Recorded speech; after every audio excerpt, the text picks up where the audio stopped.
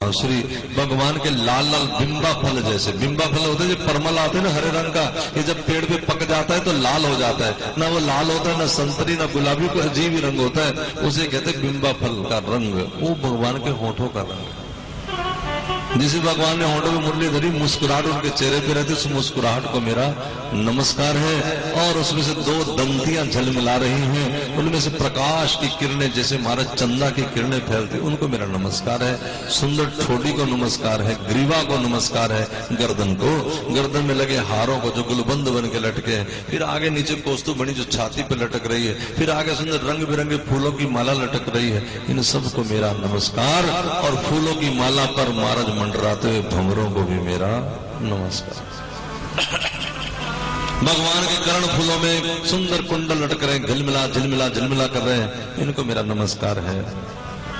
ठाकुर जी के नेत्रों में गजरा पड़ा, इसको नमस्कार। जरा ध्यान दे, भवे जो है ना वो धनुष्बाण, धनुष्बाण ऐसा होता है, ऐसे ऐसे ऐसा फिर ऐसा फिर नीचे डोरी, तो ये जो भवे है ये ऐसी तनी हुई है और नीचे पलके बंद जैसे डोरी हो और बीच में तिलक है जैसे धनुष के ऊपर बाण चढ़ाया हो और नेत्र खुले तो सामने वाला गया। सुंदर घुंघराले केशों को, उनकी सुंदर पगड़ी को, मोर पिच को नमस्कार करते हुए, अच्छा सच बताना मेरे हाथ खड़ा करके अगर हाथ हो कि क्या तुम्हें इस समय भगवान के दर्शन हो रहे थे मन में, तो हाथ खड़ा करो। लो करा दिए दर्शन, फिर कहते दर्शन नहीं हो, लेकिन इसके लिए समय निकालना पड़ेगा, बैठना पड़ेगा। अच्छा फिर ये नहीं छोड़ देना, फिर ऊपर से नीचे चलना है, फिर नीचे से ऊपर, ऊपर से नीचे, और जब ऐसे करोगे कुछ दिन, मान लो भगवान कृपा करे, संत कृपा करे, तो एक दिन ठाकुर जी बाँ पकड़ लेंगे कि क्या हर वक्त ऊपर से नीचे देखते रहते हैं, कुछ तो बोल। बस इधर शुरू हुआ गया, फिर काम दुनिया के हाथ में आने वाले हैं, फिर तो हम कुछ से कुछ ही हो जाते हैं।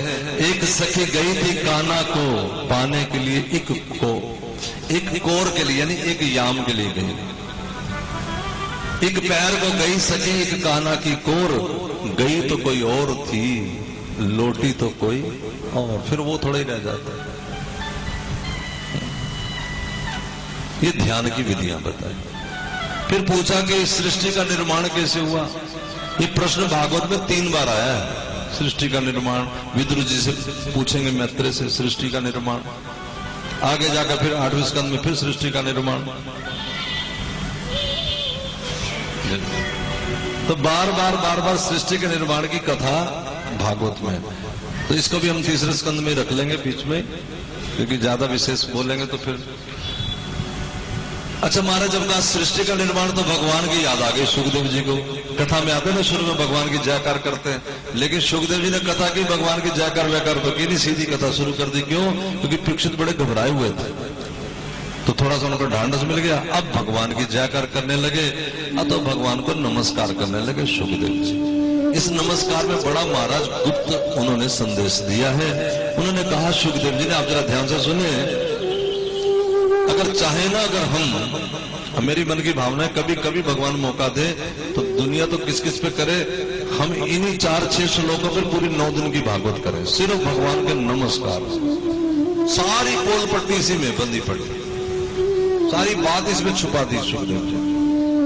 उन्होंने कहा पहले कि मैं उस भगवान, अब जरा आप ध्यान से सुनना सारे के सारे, मैं उस भगवान को नमस्कार करता हूं कि जिनका बंधन साधना कीर्तन जप तप आदि करने से पापों का क्षय होता है। साधना है ये जप कीर्तन बंधन स्नान पूजन आदि आदि, ये केवल साधनाएं हैं। इससे क्या बताया?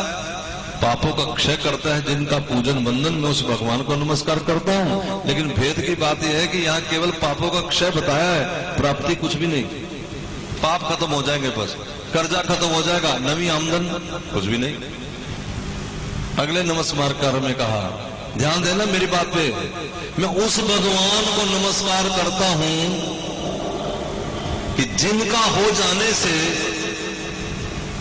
वो महाराज भव से पार करा देते हैं। भले आदमी के पास औकात हो न हो, क्या फर्क पड़ता है, उनका हो जाए कोई। इसके भी ऊपर 3री बार कहा, मैं उस भगवान को नमस्कार करता हूं कि जिनका अगर नहीं हुए तुम, जिनकी शरण नहीं पकड़ी तुमने, अपनी मैं पे रहे तो कितने बड़े तपस्वी भी क्यों ना हो जाओ, कितने बड़े यशस्वी मनस्वी मंत्रवेता जगत गुरु से भी ऊपर चले जाओ, अगर मेरे ठाकुर की शरण में नहीं आओगे तो तुम्हारा कल्याण नहीं हो सकता। मैं उस भगवान को नमस्कार करता। कितना कुछ कर लो, लेकिन अगर मेरे मोहन के नहीं हुए, मोहन का मतलब यह राम कृष्ण सब एक ही है। फिर अगले में तो हद कर दी। मैं उस भगवान को नमस्कार करता हूं जिनकी शरण में गए हुए की कोई शरण ले ले तो भले पापी हो, किरात हो, हून हो, किसी जाति का हो, मेरा गोविंद उसका भी उद्धार कर देता है। यहाँ गुरुवाणी बोलती है, संत की सरणी जो पड़े सो जन उद्धार, संत की सरणी जो पड़े सो जन उद्धार, संत की सरणी जो पड़े सो जन उद्धार, संत की सरणी जो पड़े सो जन उद्धार, संत के निंदा नानका बहुरी बहुरी अवतार, संत के निंदा नानका बहुरी बहुरी अवतार, संत की सरणी जो पड़े सो जन उद्धार, संत की सरणी जो पड़े सो जन उद्धार। नमस्कार किया है, मैं उस भगवान को नमस्कार करता हूं। आओ हम और आप भी उस भगवान को नमस्कार करें जिसने हम जैसे पापियों तापियों को भी लाकर के अपनी गोद में बिठा लिया है और भागवत सुनने का हमें मौका दिया है। हम उस बांके बिहारी को नमस्कार करते हैं। अपने मुख से बोलिए, हम उस बांके बिहारी को, हाँ शाबाश, पूरा बोलना चाहिए। हाँ ठीक है, परमात्मा को नमस्कार है, बार बार नमस्कार। सीतापति राम को, राधा जी के श्याम को, सीतापति राम को, राधा जी के श्याम को, सीतापति राम को, राधा जी के श्याम को, सीतापति राम को, राधा जी के श्याम को, मुक्ति के धाम को मेरा नमस्कार है, मेरा नमस्कार है, मेरा नमस्कार है, मेरा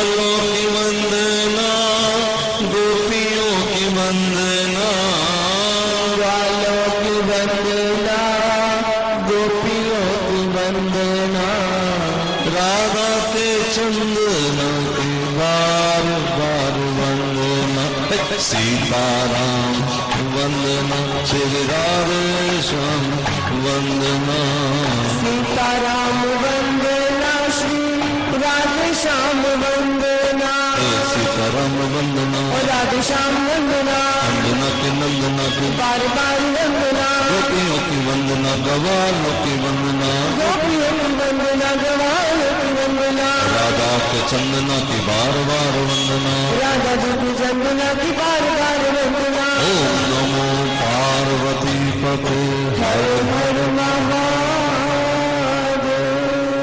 जय जय प्रश्न ये होता है कि आपने बीच में से कहा सूत जी महाराज से ये शौनक आदि ऋषि प्रश्न कर रहे हैं। अभी तक दो वक्ताओं की बात हो रही, एक सूत जी महाराज से शौनक आदि ऋषि सुन रहे, तो सूत जी महाराज उन्हें शुकदेव और परीक्षित की बात सुना रहे हैं, जैसे मैं तुम्हें कथा यहां सुना रहा हूं। तुम में से कोई प्रश्न कर दे, तो शौनक आदि ऋषियों में से प्रश्न किया कि आपने कहा था विदुर जी तीर्थ यात्रा से है, तो विदुर जी गए कहां थे?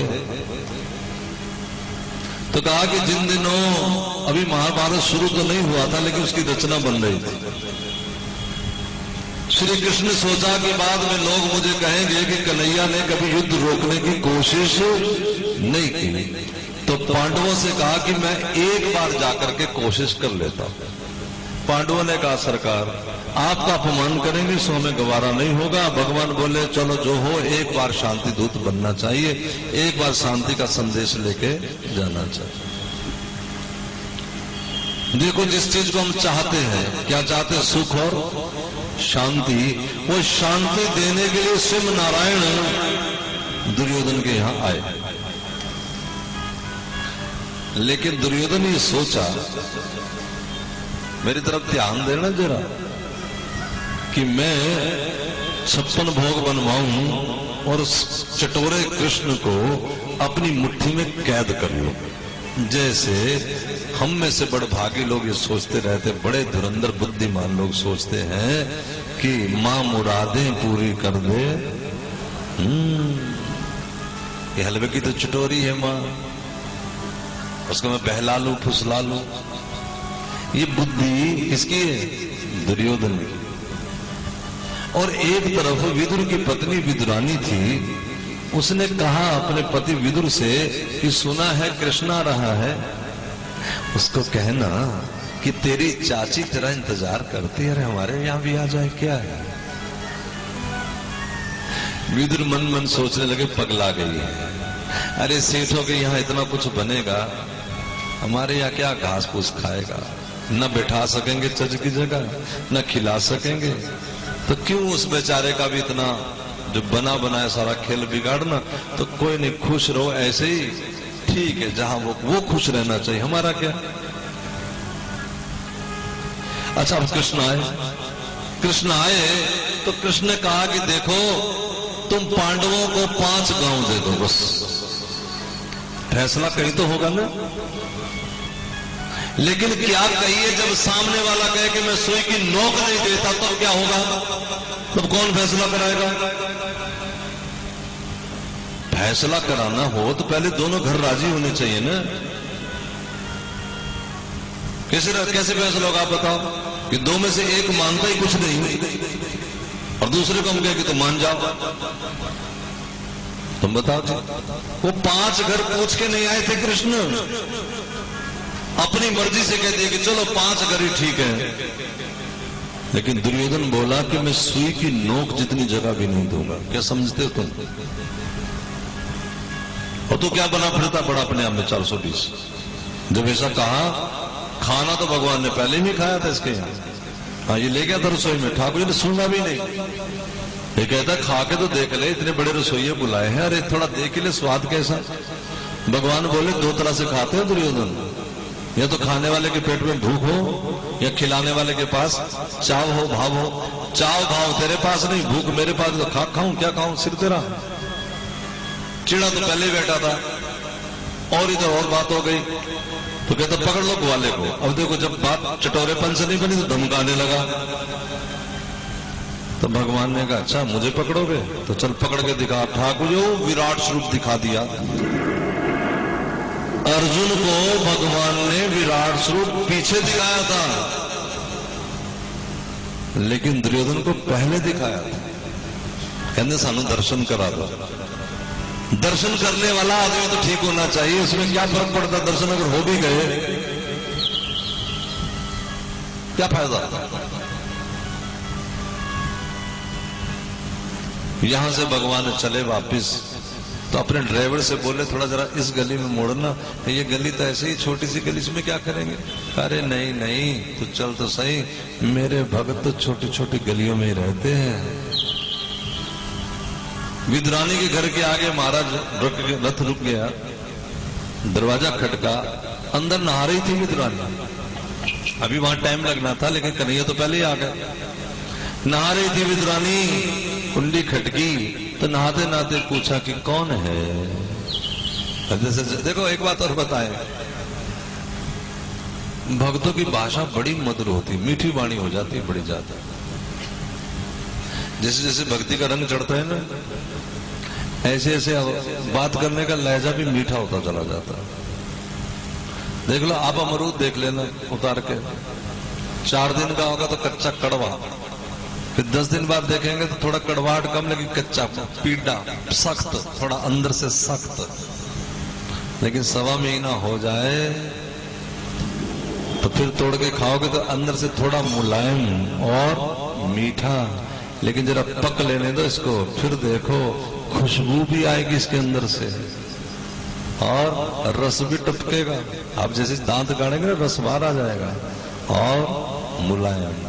इसी तरह आदमी कच्चा होता है तो कड़वा, थोड़े बीच वाले होते हैं हमारी तुम्हारी तरह, वो थोड़े थोड़े कड़वे, कुछ कुछ करड़े, रस रुस नहीं होता। और जब लबालब भरे होते हैं भगवान के भजन में, रसीले होते हैं महाराज, हर एक से मीठी बात करते हैं, हर एक से। विद्रानी बोली कौन है? इधर से भी जवाब गया, काकी तेरा कृष्ण। पड़ोसियों का कृष्ण ही है, तेरा है। और जब बोला मेरा कृष्ण, बोल गई नहाना वाना, भगी आई अर्ध नग्न अवस्था में, आके कुंडी खोल दी और देखा सामने कृष्ण, ये तो पगला गई। अरे देखो अपना तन ढांकना भूल गई। सो भगवान ने अपना पीताम्बर उतार के ढक दिया। ये इशारा था हमारे जैसों की तरफ कि तुम जैसे हो चले आओ, सरकार तुम्हारे अवगुणों को मैं ढक दूंगा, तुम चिंता ना करो, तुम हो जाओ। हम चले जाते बांके बिहारी के मंदिर, चले जाना अलग बात होता है। अरे हम सब्जी की दुकान पे रोज जाते हैं तो क्या सब्जी वाले के हो गए? होना अलग बात होता है, जाना अलग बात होता है। समझ रहे क्या? होना दिल से होता है, जाना शरीर से होता है।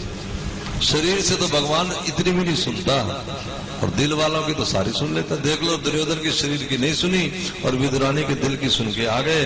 और महाराज विद्रानी हाथ पकड़ के अंदर ले गई। अंदर एक मंच सजा था, मंच पे कन्हैया को बिठाना था, आप नीचे बैठना था, लेकिन सिट्टी पिट्टी गुम हो गई थी, बात बदल गई थी। आप ऊपर बैठ गई, कन्हैया को नीचे बिठा लिया।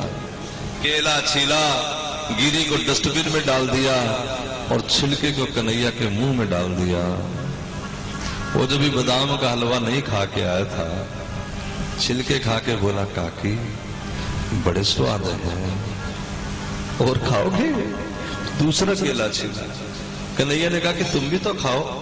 वो भी खा रहे, वो भी खा रहे, पता ही नहीं कौन किसको खिला रहा है। इतने में विदुर आ गए। विदुर आए तो कहा कि ये क्या कर रही हो भगवान? अरे कपड़ा तो थोड़ा ढक लो। अब थोड़ी होश आई दीवानों को, चली गई विदुरानी अंदर। अब छीला केला विदुर ने छिलके को डस्टबिन में फेंक दिया, गिरी को श्री कृष्ण के मुख में दिया। 2 दांत भगवान ने गाड़े नहीं थे पूरी तरह और कहा कि काका जी पेट भर गया। चरणों में गिर गया विदुर कि जिस चीज की तुझे भूख है मैं समझता हूं इस समय वो मेरे पास नहीं है। विदुर महात्मा थे, महात्मा के पास भी वो भाव नहीं था, क्योंकि ये अभी अभी दुर्योधन के घर की हवा खा के आया है। कुछ संगियों का संग सारे भाव को सोख के जीरो कर देता है। दुर्योधन जैसों का अन्न खाना, अरे दुर्योधन जैसे कि तो परछाई भी अगर छू जाए तो आदमी के सारे भाव उड़ जाते हैं। इसलिए बच के रहना चाहिए। सत्संग उतना जरूरी नहीं, ध्यान दे मेरे भाई बहन। ये मेरा वाक्य नहीं, रमेश बाबा बरसाने में है, बड़े ऊंचे महात्मा हैं, उनका वाक्य है। सत्संग इतना जरूरी नहीं जितना जरूरी कुसंग से बचना है। कुसंगियों से बच के रहो, जो मन में कलह पैदा करते हैं, जो मन में कीचड़ पैदा करते हैं, जो यहाँ वहां की घटनाएं बताते रहते हैं, अन्य हो क्या उन्य है क्या, ऐसे बेकार बात, उनको छोड़ो। इनकी बात ही नहीं करनी चाहिए, सच्ची झूठी कुछ भी नहीं सुननी चाहिए, झूठी उनकी भी सुन लेनी चाहिए जो कृष्ण की बात कर रहे हैं, सच्ची उनकी भी नहीं सुननी चाहिए, भले महात्मा ही हो कोई, अगर भगवान की बात नहीं करता, जगत की बात करता है। विदुरानी और विदुर जी का ये भाव था। एक दिन दुर्योधन इसी विदुर को भला बुरा कहने लगे, चुपके चुपके ही, ध्यान में, सामने तो नहीं, लेकिन पता लग गया विदुर को। विदुर के भी जासूस, क्योंकि मुख्यमंत्री भी थे तो प्रधानमंत्री, तो वहां इनकी सारी तरह, राजा धृतराष्ट्र थे, ये प्रधानमंत्री थे, तो इनकी सारी जासूसी चलती रहती, कौन कहां क्या कह रहा है। तो किसी ने कहा कि दुर्योधन तुम्हें गाली दे रहा है। उसी समय महाराज सोचा कि क्यों इस झगड़े में पड़ना। ध्यान दें, महात्माओं का काम ही, जब दो ज्यादा झगड़ने लगे ना तो चुप करके पीछे में से खिसक जाओ। हाँ, विदुर जी ने धनुष और मुकुट रख दिया सीढ़ियों पे और महाराज चल दिए। ये जो कलिकाल के लोग हैं, इनके जीवन में अगर महात्मा आ भी जाए तो इस तरह महात्माओं को ये अपने घर से निकाल देते, ये निशानियां हैं। रावण के घर में विभीषण था और धृतराष्ट्र के पास विदुर था, दुर्योधन के पास विदुर था, लेकिन महाराज ये सब करते हैं लेकिन साधु उनको अच्छे नहीं लगते। रावण ने विभीषण को लात मार दी, और जब रावण ने विभीषण को लात मारी, जरा ध्यान देना, तो उस रावण के लिए कभी तुलसीदास जी ने अभागा शब्द नहीं लिखा जिसकी बहन के नाक कान कट गए, शूर्पणखा के नाक कान कट गए, तो नहीं कहा कि अभागा है। जिस रावण की लंका जल गई, अभागा नहीं कहा। जिस रावण का पुत्र अंकपन उस अशोक वाटिका में मर गया रावण के, हनुमान जी के हाथों, उसे अभागा नहीं कहा।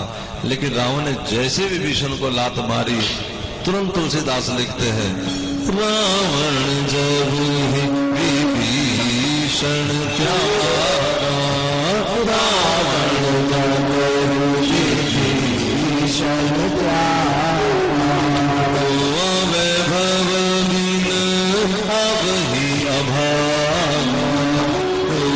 वैभव बिन अब ही अभागा, रावण जब विभीषण प्यारा, रावण जब विभीषण प्यारा।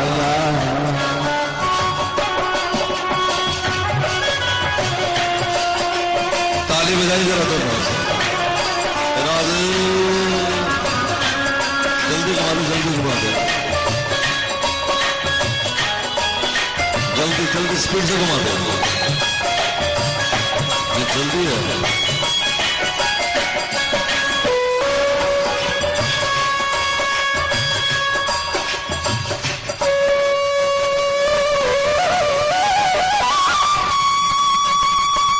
पूरा घुमा देना, उधर को परे पड़े चलो।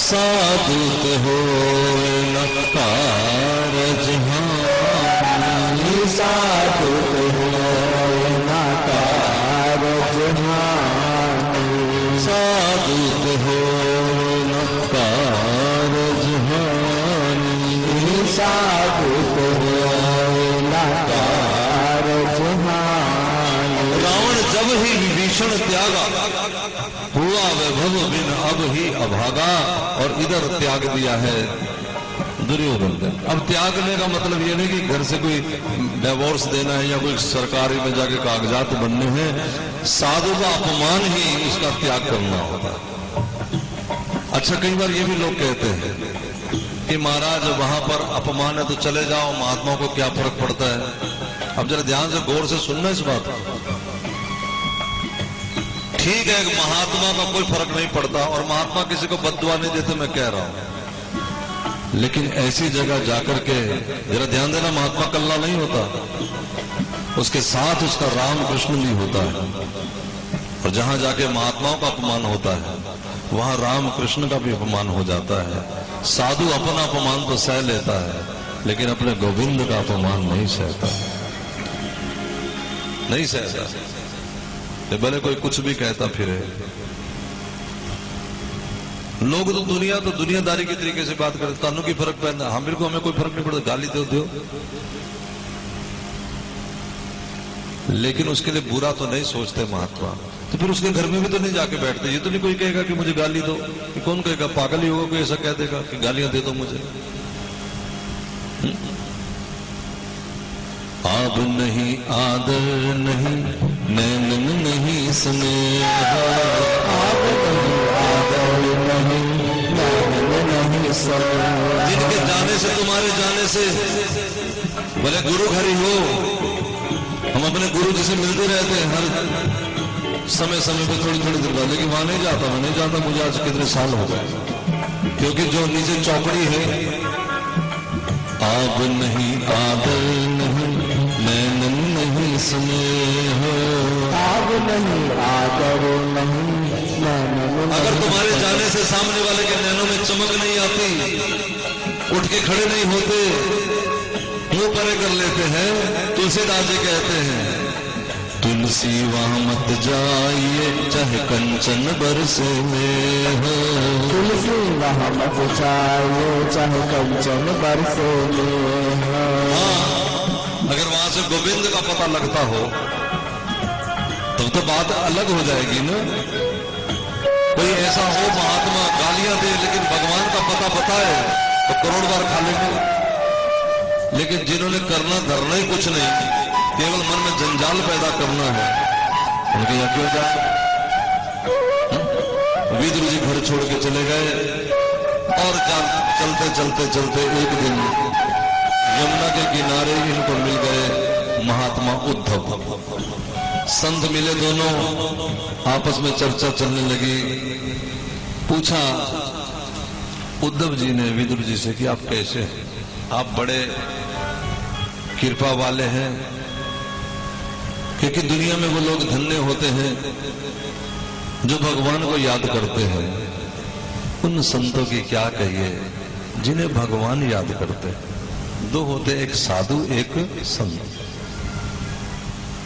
साधु वो होते हैं जो हर पल भगवान को याद करते रहते हैं। संत वो होते हैं जिन्हें भगवान अपना आशीर्वाद देकर के जगत में भेजते हैं कि जाओ मेरी भक्ति का प्रचार करो। कुछ साधु कुछ संत, और दोनों के रक्षक कौन? हनुमान जी। साधु संत के तुम रखवारे। विदुर जी तुम पक्के संत हो, परम संत हो। जब भगवान दुनिया छोड़ के जा रहे थे मैं वहीं था, उद्धव ने कहा। श्री ठाकुर जी आपको याद कर रहे थे, कह रहे थे मैं उनका देना नहीं दे सकता, केले के छिलके जो खाए। अब हमें तुम्हें नजर आता है केले के छिलके खाए, लेकिन श्री भगवान से पूछो क्या खाया, तो कहते विदुरानी का भाव खा गया, मैं शबरी का चाव खा गया।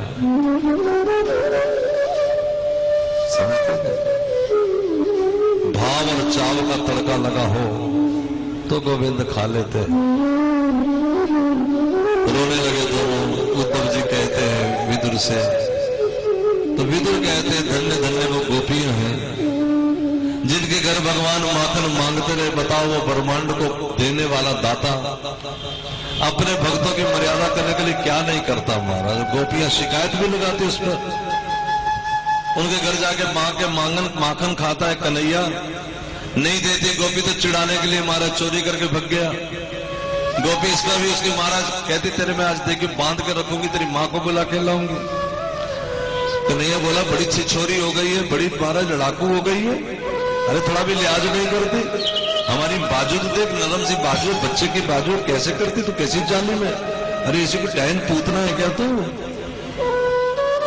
श्राप लगेगा तेरे को। छोड़ दिया उसने। आप महाराज द्वापर की औरतें हैं ये, कलिकाल की माताएं भी डरती है थोड़ा धर्म कर्म से, तो द्वापर की हाथ छोड़ दिया। ना ना श्राप नहीं मुझे चाहिए, बड़ी चोटी है तू, मैं चोटी हूं। एक तो तेरे को छोड़ दिया चोटी हूं, तू आना कभी माखन नहीं मिलेगा, यहाँ से माखन नहीं मिलेगा। कन्हैया बोला तो फिर तू माखन निकालेगी कैसे, क्यों? और महाराज उसकी रसोई में गया और उसकी मथानी उठाई और खिड़की से छलांग लगा के भाग गया। और ये जाके शिकायत कर रही है सबको, नी मैं दूध का दे नल रीढ़ का चाटी चमदानी ले गया,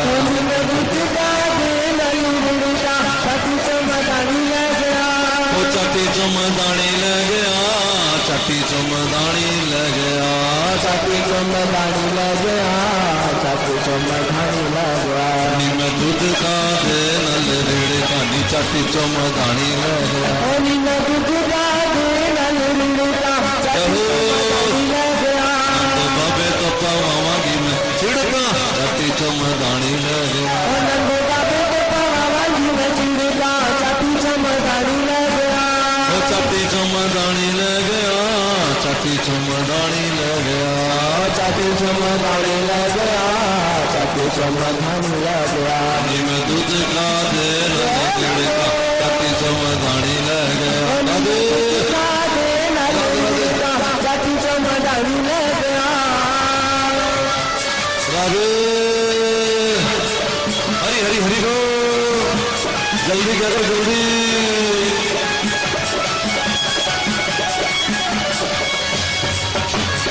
नीचे कर, नीचे नीचे कर।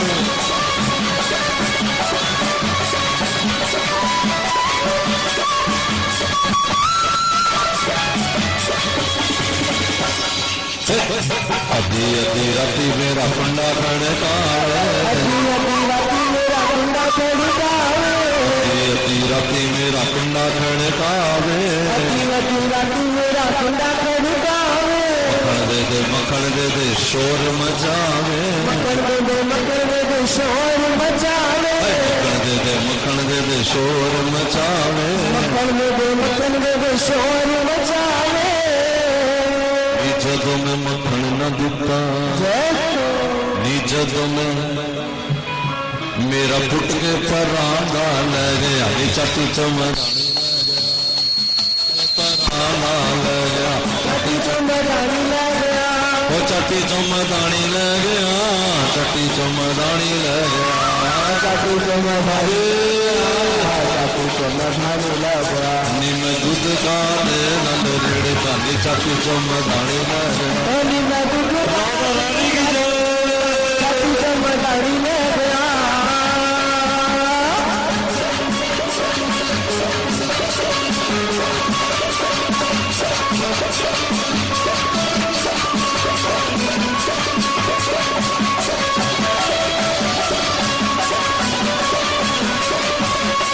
गई सी यशोदा को तू यूं समझा ले, गई सी यशोदा को तू यूं समझा ले, तू सिर चाड़िया ते तू यूं समझा ले, तू सिर चाड़िया ते तू यूं समझा ले। गई सी यशोदा को तू यूं समझा ले, तू सिर चाड़िया ते तू यूं समझा ले, तू सिर चाड़िया ते तू यूं समझा ले।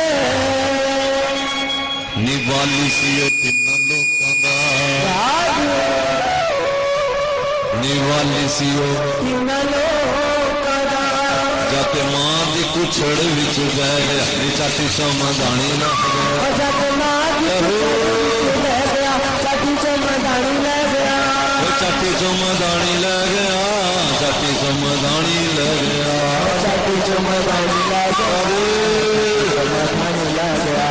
मैं दूध का दे नल रीढ़ का नी चाटी चमदानी ले गया, नी मैं दूध का दे नल रीढ़ का जय हो।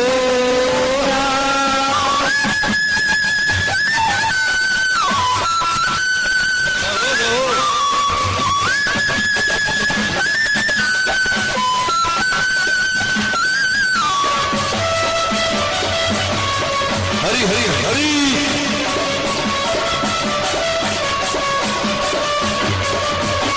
गई सी मैं राधा को तू यूं समझा ले, गई सी मैं राधा को तू यूं समझा ले, शाम तेरा प्यारा प्यारा इनू तू बचा ले, शाम तेरा प्यारा प्यारा इनू समझा ले।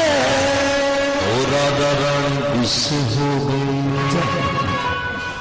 एक माता जी नाच रही बैठे बैठे करे कैसे, ओ राधा रानी गुस्से हो गई, ਉਹ ਨਿੱਕੀ ਗੱਲ ਦਾ ਪਵਾੜਾ ਕਿੰਨਾ ਪੈ ਗਿਆ ਨੀ ਚਾਟੀ ਚੋਂ ਮਧਾਣੀ ਲੈ ਗਿਆ ਉਹ ਨਿੱਕੀ ਗੱਲ ਦਾ ਪਵਾੜਾ ਕਿੰਨਾ ਪੈ ਗਿਆ ਚਾਟੀ ਚੋਂ ਮਧਾਣੀ ਲੈ ਗਿਆ ਉਹ ਚਾਟੀ ਚੋਂ ਮਧਾਣੀ ਲੈ ਗਿਆ ਚਾਟੀ ਚੋਂ ਮਧਾਣੀ ਲੈ ਗਿਆ ਉਹ ਚਾਟੀ ਚੋਂ ਮਧਾਣੀ ਲੈ ਗਿਆ ਲੈ ਗਿਆ ਨੀ ਮੈਂ ਦੁੱਧ ਕਾ ਦੇ ਨਾਲ ਰਿੜਦਾ ਉਹ ਨੀ ਮੈਂ ਦੁੱਧ ਕਾ ਦੇ ਨਾਲ ਰਿੜਦਾ ਚਾਟੀ ਚੋਂ ਮਧਾਣੀ ਲੈ